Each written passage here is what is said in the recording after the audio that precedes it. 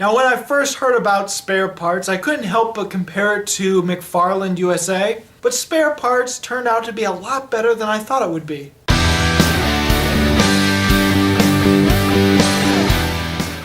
So, Spare Parts is another true story movie. We've had a lot of biopics this year. But anyway, this is the story of 4 young high school students that decide to enter this robotics competition even though their school is really poor. They're from a very poor community and they don't really have the means to build something very sophisticated. But they enter against some of the best technical colleges around, and I won't spoil the ending for you if you happen to want to see this movie. Now, I have to say, I really rather enjoyed this movie. It's nothing compared to McFarland USA. I thought that was really good, even though it's a very formulaic Disney sports movie. But at the same time, I didn't find myself bored with this movie whatsoever. Along the lines I might forget about this movie, George Lopez was really good. Melissa Tomei was in this movie, and she was really good. And all 4 of the main kids were good in this movie.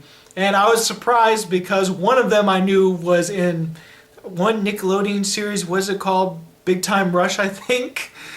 And he plays the dumb kid, I believe. But in this one, he's the main leader, sorta. He's like the main kid. And he had some pretty decent acting talent, and I was surprised. Ultimately, this movie plays out just as you expect it would. It's a biopic, it's supposed to be inspirational, it has a lot of the same keys and a lot of the same cues. It has the same lighthearted tone throughout the movie. Yeah, this is one of those movies that's easily supposed to be a family movie, so they tone it down even though they are in a poor neighborhood, even though these kids... This is the surprising thing, I did not know this was going to be like this, but all the kids are technically aliens. I don't mean outer space aliens, but I mean they could be deported at any time back to Mexico.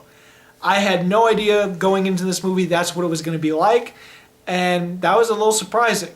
But they do have like this lightheartedness about it, and so it never feels like it's anything too controversial, too dramatic, until it gets to one point in the movie. Yeah, this movie has a drastic shift in tone. It's got this lighthearted, almost family-friendly type movie, and then suddenly it gets dark, deep, dramatic, and very depressing. But it's not nearly as dramatic or serious enough to really merit it as something really greatly dramatic.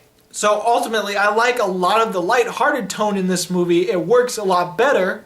It's formulaic, but it's a lot better than some of the moments where it's trying to be drastic. It's trying to actually deal with kids being in crime and the thought of these kids getting deported and this kind of stuff really just, it's just very off-putting when it comes to the rest of the movie. So yeah, I wouldn't say this is anything particularly special. I think the story is unique, and I do like the overall story of the movie and feel that this true story is one of those that's worth telling.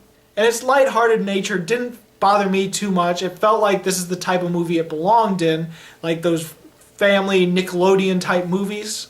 I'm going to give Spare Parts 2.5 stars. So did you actually get to see Spare Parts? What did you think about it? Go ahead and comment. And as always, this is Bruce Gifford, and this was Just My Opinion.